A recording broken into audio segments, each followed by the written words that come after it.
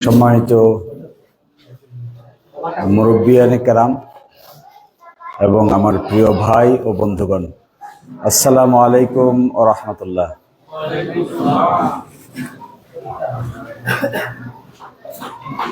দেখেন, এই গ্রামে গঞ্জে, পাড়ায় বন্দরে আমি মূলত পেশায় একজন আইনজীবী। আইনই আমার পেশা। আমি সকাল থেকে রাত, সন্ধ্যা থেকে পরের দিন সকাল, দুপুর আইনের বই নিয়ে খেলানেলা করা, পড়াশোনা করা, বোঝা, এটাই আমার মূল পেশা। আমি কোনো 24 ঘন্টার রাজনীতিবিদ নই। সকাল থেকে রাত পর্যন্ত যারা রাজনীতির সঙ্গে সম্পৃক্ত থাকেন,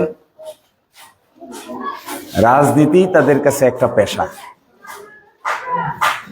কারণ যিনি সকাল থেকে রাত পর্যন্ত রাজনীতি করেন, তার পরিবার চলে কি করে, তার সংসার চলে কি করে, তিনি আয় ইনকাম কোথা থেকে করেন, বৈধ আয় না হলেও বৈধ খরচ হবে কোথা থেকে, বৈধ খরচ যদি না হয়ে থাকে তাহলে জনগণের উপকার করবেন কোথা থেকে। এই জন্য আমাদের দেশে রাজনীতি যারা করেন তাদের এক বড় অংশ আছে যারা জনগণের টাকা ভাগাভাগি করেই নিজের সংসার চালাইতে হয়। আমরা তো জনগণের টাকা ভাগাভাগি করে সংসার চালাইতে আসি নাই। আমরা এখানে ফুল টাইমার রাজনীতি করে জনগণের সম্পদ ভাগাভাগি করতে আসি নাই। আমাদের একটা পেশা আছে, আইন হলো আমার সেই পেশা। বাংলাদেশের 5-7 জন আইনজীবী যদি খুঁজে বেড়ান, তার মধ্যে আল্লাহ তাআলা আমাদেরকে এই সম্মান দিয়েছেন, এই ইজ্জত দিয়েছেন। এটার জন্য আমাদের পরিশ্রম করতে হয়। কখন রাত হয়ে যায়, কখন সন্ধ্যা হয়ে যায়, কখন সকালবেলা হয়ে যায়। বই পড়তে পড়তে এক সময় আর সেই বইয়ের পাতা শেষ হয়, কিন্তু সময় আর শেষ হয় না। এই কষ্ট পরিশ্রম করে আমাদের জীবন চলে। আমাদের জীবন হাসি খেলা তামাশার মাধ্যমে চলে না। আমাদের জীবন কষ্ট করে, পরিশ্রম করে, মানুষকে সার্ভিস দিয়ে হক হালালি টাকা আমাদেরকে ইনকাম করতে হয়। আমরা চাইলেই একজন ব্যক্তি বিশেষের কিংবা একটা সরকারের প্রজেক্টের কিংবা টিওনো সাহেবের সঙ্গে সরকারি প্রজেক্ট ভাগাভাগি করে আমি চাইলেই আমার নিজের পকেট ভর্তি করতে পারবো না।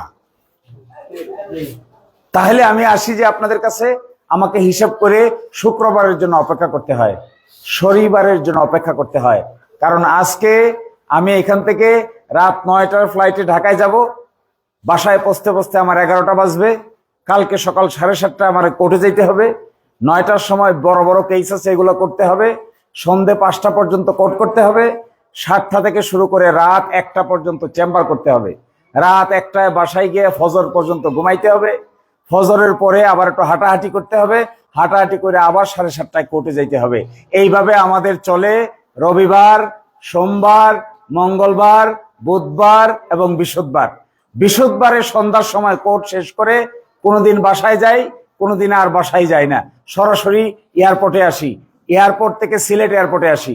সিলেট এয়ারপোর্ট থেকে গাড়ি রেডি থাকে, ওই গাড়িতে সরাসরি দিরাই যাই, আর না হয় সামাসর যাই, আর না হয় সাল্লাই যাই। এই হলো আমাদের জীবনের রুটিন।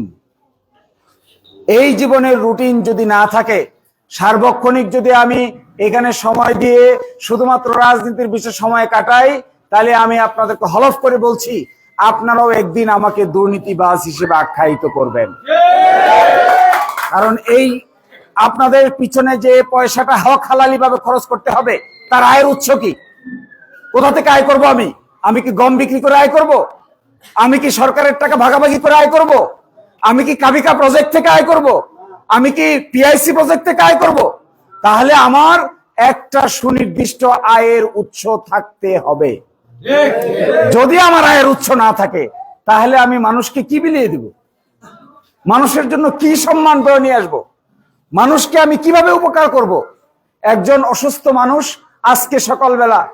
গতকালকে সকালবেলা হঠাৎ করে ঘুম থেকে উঠে দেখি কয়েকজন মহিলা এসে বাড়িতে হাজির। একজনের ডান পায়ে কাজ করে না, একজনের চোখ চলে গেছে, আরেকজন আসছে ক্যান্সার হয়েছে। তো আমি খুব মনোযোগ দিয়ে হিসাব করে দেখলাম যে আমার কাছে আসছে ক্যান্সারের চিকিৎসার জন্য। আমি কি ডাক্তার? আমি কি ক্যান্সারের চিকিৎসা করতে পারি? কিন্তু তারপরে আসছে, এসে বলতেছে আমারে ক্যান্সারের চিকিৎসা করার ব্যবস্থা করে দেন। তো ক্যান্সারের চিকিৎসা দুনিয়াতে সবচাইতে ব্যয়বহুল চিকিৎসা। একজন ক্যান্সারের চিকিৎসা করতে গেলে না হলেও 12 থেকে 15 লক্ষ টাকার দরকার। তার কাছে মনে হয়েছে অসহায় নারী, তার হাজবেন্ড নাই, স্বামী নাই, বাচ্চা নাই, সকালবেলা এসে আমার কাছে বসে বলতেছে যে কোনোভাবে আমার ক্যান্সারের চিকিৎসার ব্যবস্থা করে দেন। তার মাথায় এটা নাই যে এই ক্যান্সারের চিকিৎসা ব্যবস্থা করতে কত টাকার প্রয়োজন, কোথায় যেতে হবে, কার কাছে গেলে পরে চিকিৎসা পাওয়া যাবে, সিলেটে হবে কিনা, ঢাকায় যেতে হবে নাকি কলকাতায় যেতে হবে, সে কিন্তু এগুলো কিছুই জানে না। সে এতটুকু জানে আমার চিকিৎসা দরকার, এর বাইরে সে কিছু জানে না। এখন আমি তাকে কিভাবে সহযোগিতা করব? এই টাকা কোথা থেকে আনবো? আমি কাকে বলবো তাকে টাকার দরকার? কোন মানুষের কাছ থেকে আইনে বলবো এই অসহায় মহিলার চিকিৎসার ব্যবস্থা করে দেন? কোন সামর্থ্যের কারণে আমি এটা তার পাশে দাঁড়াতে পারবো? আমি যদি হক হালালি টাকা আয় না করি, আমার যদি আয়ের সোর্স না থাকে, ইনকামের সোর্স না থাকে, আমি যদি পেশা না থাকে, সারাক্ষণ যদি আমি এখানে রাজনৈতিক গোতাগতির মধ্যে থাকি, তাহলে কি আমি এই অসহায় নারীকে সাহায্য করতে পারবো? সেই জন্য আমাদেরকে হক হালালি রুটি রোজগারের পিছনে থাকতে হবে। অন্যথায় কোনো মানুষকে আপনি সত্যিকার অর্থে সাহায্য করতে পারবেন না। বেহালালি টাকা দিয়ে মসজিদ বানাবেন, হারামের টাকা দিয়ে মন্দির বানাবেন, হারামের টাকা দিয়ে রাস্তা বানাবেন, নাকি সব পথে 1 টাকা আয় করলে যে সুবিধা হবে, যে নিয়ামত পাবেন, যে বরকত পাবেন, বেহালালি ভাবে লক্ষ টাকা আয় করেও এরকম বরকত পাবেন না। আমরা সেই কথা বলছি। আমরা কেন আসছি এখানে? নীতির কথা বলতে আসছি, সত্যের কথা বলতে আসছি, মিথ্যার বিরুদ্ধে দাঁড়াইতে আসছি, অসত্যের বিরুদ্ধে দাঁড়াইতে আসছি।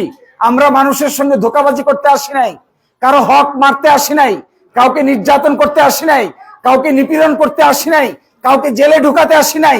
আমরা আসছি এই দিরাই সাল্লা মিলে 5 লক্ষ লোকের মানুষের আমাদের দ্বারা যদি সম্ভব হয়, যদি আল্লাহ তাআলা আমাদেরকে এই হিকমত এবং এই সামর্থ্য দান করেন, তাহলে দিরাই সাল্লার মানুষের জীবনের মধ্যে আমরা একটা পরিবর্তনের সূচনা করতে চাই। এই পরিবর্তন কিসের? আমি কি কারো ঘর বানাই দিতে পারবো?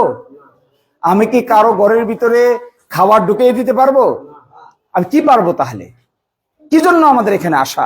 এই কৈফিয়ত দিয়ে আমি শেষ করে দিব।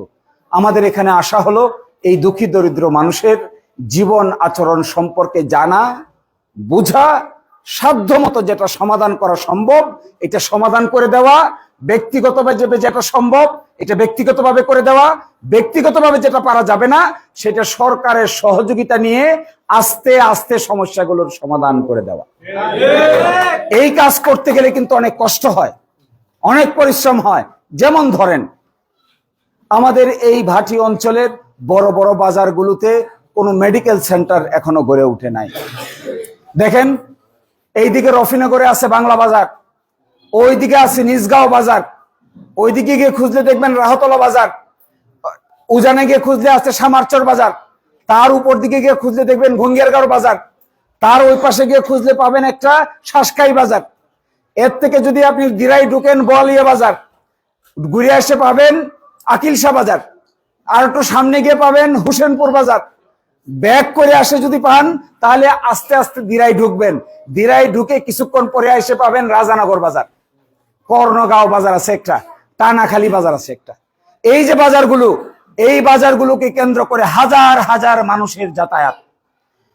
এই ভাটিপাড়া একটা আরেকটা সেন্টার, রফিনগর একটা সেন্টার, ভাটিপাড়া আরেকটা সেন্টার, রফিনগর থেকে ভাটিপাড়া, ভাটিপাড়া থেকে এই গ্রামগুলো হয়ে আস্তে আস্তে পাতারিয়া, শরীফপুর, এই পর্যন্ত যে নেটওয়ার্ক 5 লক্ষ লোকের বসবাস।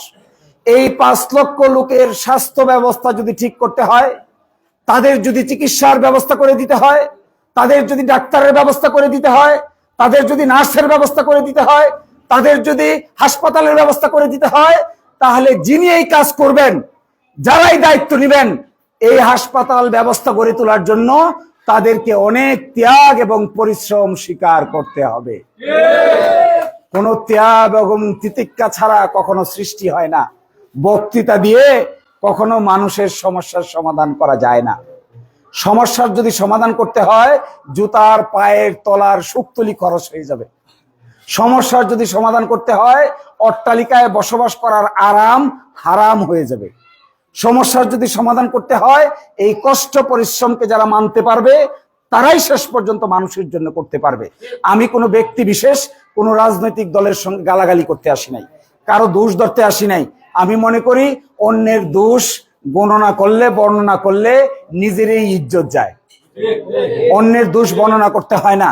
সবচেয়ে আগে যেটা করতে হয়, আমাদের অতীতে পূর্বপুরুষ যারা ছিলেন, বাবু সুরঞ্জিত সেনগুপ্ত ছিলেন একদিকে বিরাট বড় ব্যক্তিত্ব, আরেকদিকে জনাব নাসির উদ্দিন চৌধুরী, তিনিও বিরাট বড় ব্যক্তিত্ব। তিনি একটু অসুস্থ অবস্থায় এখন আছেন, আগের চাইতে শরীর একটু ভালো আছে। আমি মনে করি এই দুইজন ব্যক্তি আমাদের এই ভাটি অঞ্চলের জন্য যা করেছেন প্রত্যেকেই ধন্যবাদ পাওয়ার উপযুক্ত।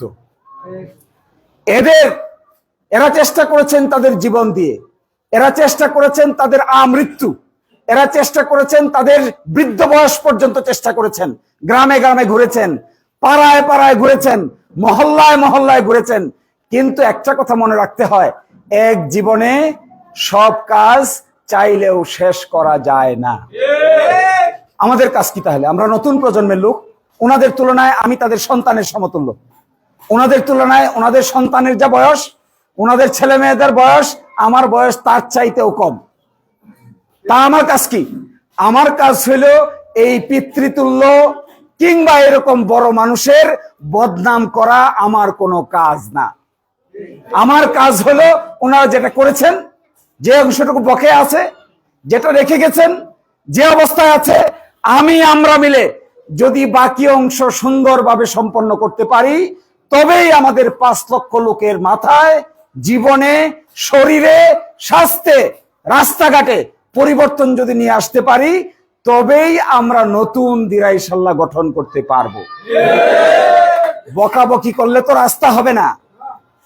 আরেকজনকে গালিগালাজ করলে কি আর আমার বাড়িতে হাসপাতাল হবে?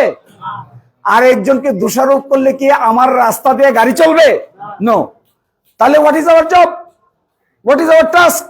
আমাদের কাজ কি? আমাদের কাজ সবাইকে সংগঠিত করা। আমাদের কাজ দলীয় স্বার্থের বাইরে উঠে, ব্যক্তি বিশেষের স্বার্থের বাইরে উঠে, নিজের পকেটের স্বার্থের বাইরে উঠে মানুষের স্বার্থকে প্রাধান্য দিয়ে সকল মানুষকে নিয়ে মিলেমিশে একসাথে কাজ করাই আমাদের মূল কাজ। শুধু দলীয় ভাগাভাগি আর এই দল সেই দল, আমার দল তোমার দল, এই দল বলে আমরা বেশি দূর যেতে পারবো না। বাংলাদেশের সব মানুষ কি এক দল করবে? বাংলাদেশের সব মানুষ কি এক দলের সদস্য হবে? তাহলে দলের পার্থক্য থাকবে না? থাকবে। কিন্তু রাস্তা কি দলের দরকার না প্রত্যেকের দরকার? রাস্তা কার দরকার? হাসপাতাল কার দরকার? শিক্ষা প্রতিষ্ঠান কার দরকার? তাহলে আমাদের কাজ তো দলের জন্য নয়, আমাদের কাজ তো সকলের জন্য, আমাদের কাজ তো প্রত্যেকের জন্য। যে মাদ্রাসা গড়ে উঠবে, এই মাদ্রাসায় দল মত নির্বিশেষে ছাত্ররা লেখাপড়া করবে। যে স্কুল গড়ে উঠবে, এই স্কুলে দল মত নির্বিশেষে ছাত্ররা ছাত্রীরা লেখাপড়া করবে।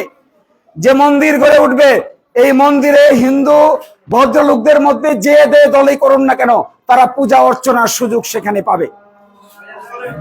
আজান শেষ হোক, তারপরে নামাজের আগে আমি শেষ করে দিই।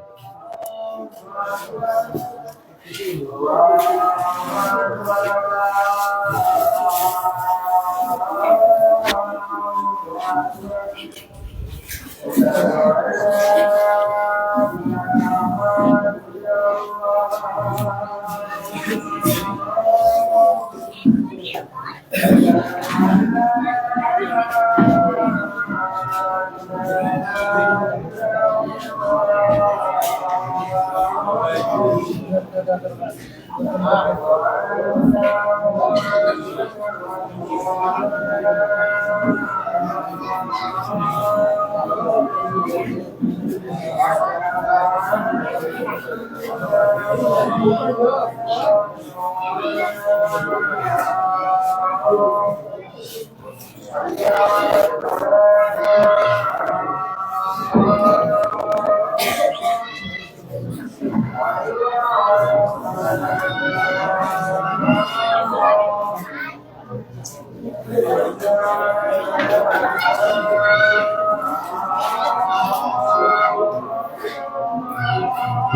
বড় মসজিদের আজান কোনটা? এটা বড় মসজিদ।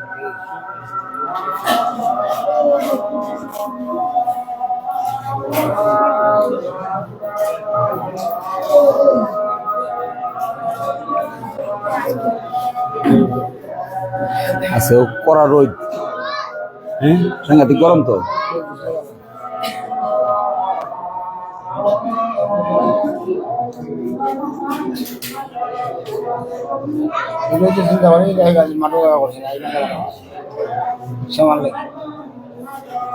যে সেমার লাগে মেঘের লাগে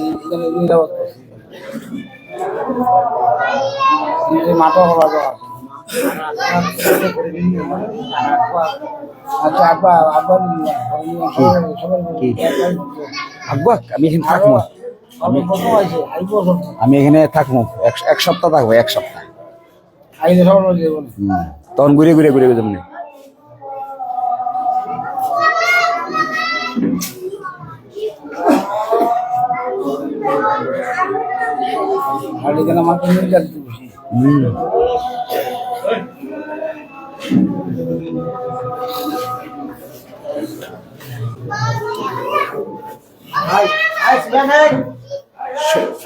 যেখানে আমি শেষ করেছিলাম যে আমাদের কাজ হলো অনেক বড় কাজ, আমাদের কাজ ছোট না। এই বড় কাজ করতে গেলে অনেক বড় চিন্তার দরকার। কারণ কি, এই দুই থানায় মিলে আমাদের লোক সংখ্যা প্রায় 5 লক্ষ।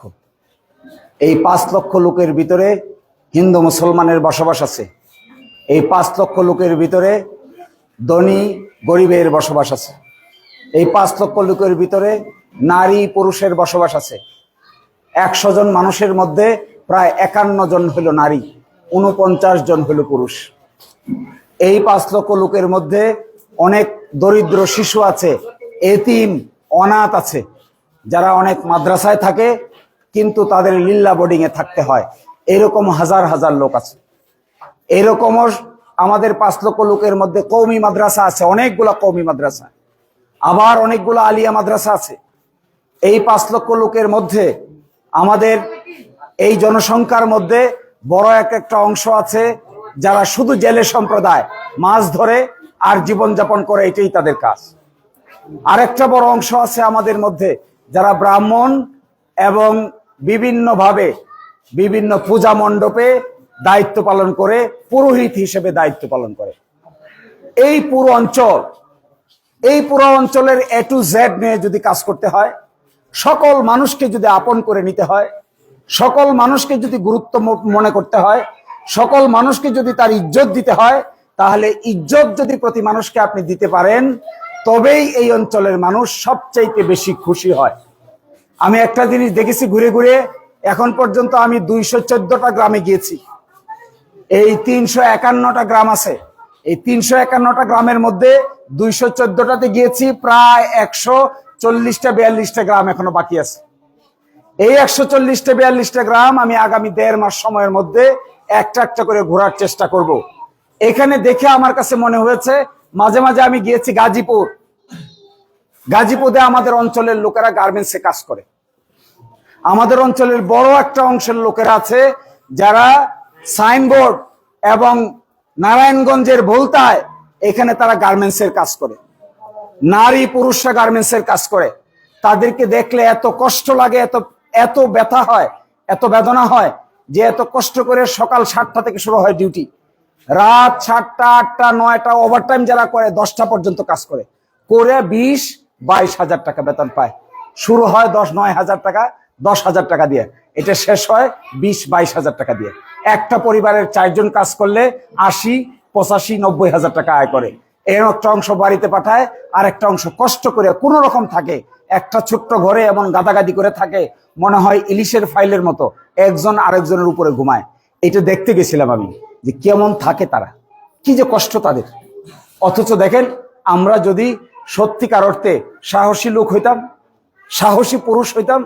আমাদের যদি চিন্তা থাকতো, আমরা যদি সত্যিকার অর্থে ক্যাপাসিটি থাকতো, আমরা যদি চিন্তা করতে পারতাম, ভাবতে পারতাম, মানুষের কল্যাণের জন্য চিন্তা করতে পারতাম, তাহলে আমাদের এই সন্তানদেরকে গাজীপুরে, নারায়ণগঞ্জে কিংবা মিরপুরে গার্মেন্টসে কাজের জন্য না পাঠিয়ে আমরা দিরাই এবং সাল্লার বড় বড় জায়গাতে আমরা নিজেরাই গার্মেন্টস ফ্যাক্টরি গড়ে তুলতে পারতাম। এই গার্মেন্টস ফ্যাক্টরি যদি আমরা গড়ে তুলতে পারতাম, আমি মাঝে মাঝে গাড়িতে আসি আর দেখি শরীফপুর থেকে দিরাই পর্যন্ত যাইতে যে পরিমাণ জায়গা ডাইনে বামে খালি পড়ে আছে, এই জায়গা 2-4 লাখ 5 লাখ টাকার বেশি একের জায়গার দাম হবে না। যদি 5 লাখ টাকা একের জায়গার দাম হয়, তাহলে 15 বিঘা জায়গার দাম হবে 15 বিঘার জায়গার দাম হবে 75 লক্ষ টাকা। 100 বিঘার জায়গার দাম হবে 5 কোটি টাকা। এই 5 কোটি টাকা মূল্যের কোনো ব্যক্তি যদি পাওয়া যায়, শিল্পপতি যদি আমরা ইনভাইট করতে পারতাম, শিল্পপতিকে আমাদের অঞ্চলে আনতে পারতাম, তাকে জায়গা দিতে পারতাম, তিনি যদি আমাদের এখানে এই ধরনের শিল্প গড়ে তুলতে পারতেন, তাহলে আমাদের ছেলেরা, আমাদের মেয়েরা, আপনার বোন, আমার ভাই, আপনার ভাতিজা বাড়ির পাশেই তারা গার্মেন্টসে কাজ করে হাজার হাজার টাকা আয় করতে পারত। এই চিন্তা কে করবে? এই চিন্তাগুলো আসবে কোথা থেকে? কারা এগুলো বাস্তবায়ন করবে? কোথা থেকে বাস্তবায়ন করবে? যদি সরকারের টাকা ভাগাভাগি করে খেতে হয়, যদি টিওনার সঙ্গে গোপনে সরকারের প্লট কিংবা বাজেট ভাগাভাগি করতে হয়, যদি সরকার কর্তৃক দেওয়া কাবিকা প্রজেক্ট ভাগাভাগি করে খাইতে হয়, তাহলে কি আর সর্বোচ্চভাবে মানুষের জন্য কোনো কিছু করার সুযোগ আছে? No. We have to love people. জনগণকে ভালোবাসতে হবে। তো জনগণকে ভালোবাসতে হবে বললেই তো হবে না।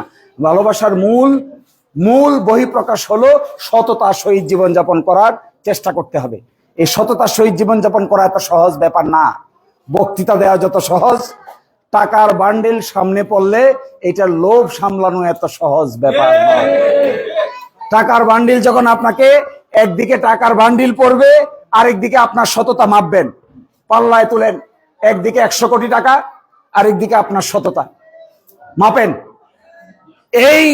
এইটা রেখে যদি দাঁড়াইতে পারেন, এইটা রেখে যদি বুকে সৎ সাহস দিয়ে বলতে পারেন 100 কোটি টাকার 1 টাকাও আমার দরকার নাই, এইটা যদি সাহস দেখাইতে পারেন, তবেই আপনি বাংলাদেশের জনগণের জন্য ভাগ্যের পরিবর্তনের কাজ করতে পারবেন। যায় তাহলে যত বড় লম্বা বক্তৃতাই দেন না কেন, মানুষের ভাগ্যের পরিবর্তন করা সম্ভব নয়। আমি গভীরভাবে দেখছি আমাদের এই দিরাই সাল্লায় 2-3 হাজার কোটি টাকা যদি ব্যয় করা যায়, 3,000 কোটি টাকা, 3,000 কোটি টাকা যদি কোনো সৎ মানুষের হাতে পড়ে, হার্টওয়ালা মানুষের হাতে পড়ে, বড় মাপের হৃদয়ের মানুষের হাতে পড়ে, তাহলে দিরাই সাল্লার মানুষের প্রাথমিক যত সমস্যা আছে, প্রাথমিক সমস্যা সবটাই একটা একটা করে সমাধান করে দেওয়া সম্ভব।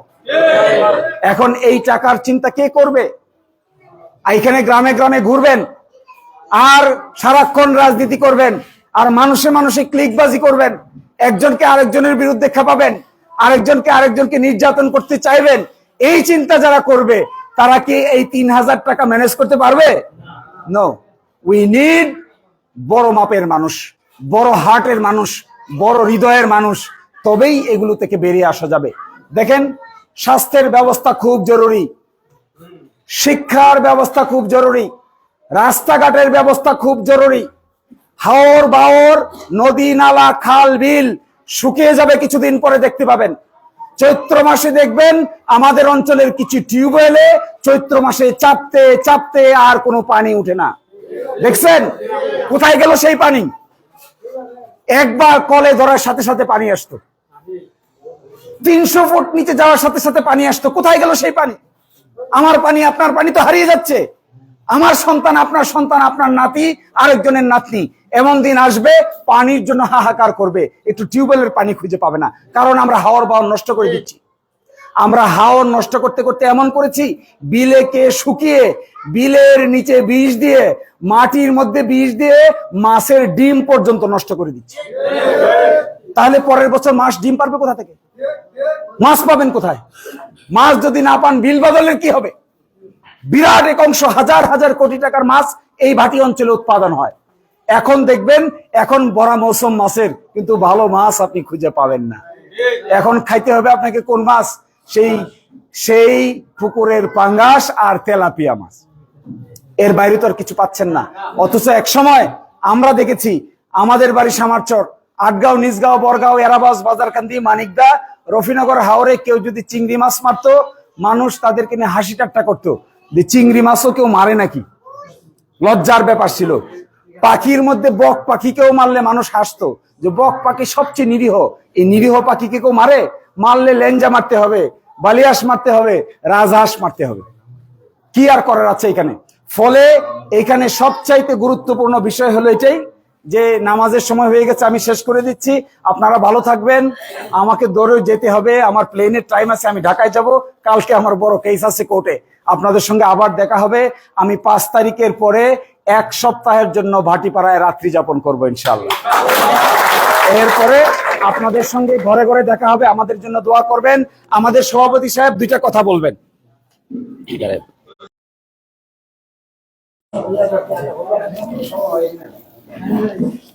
ভালো